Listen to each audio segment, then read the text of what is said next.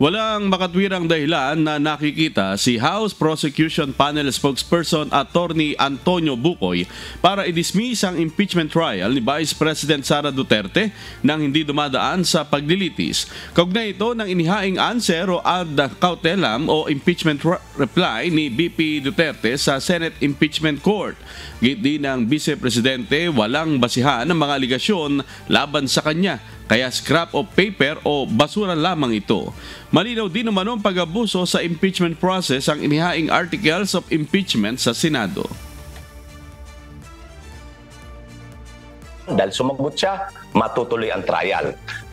Yung kanyang sagot, wala ho siyang factual nor legal grounds ukol doon sa mga factual allegations ng impeachment complaint. May sinabi pa, in other words, basura.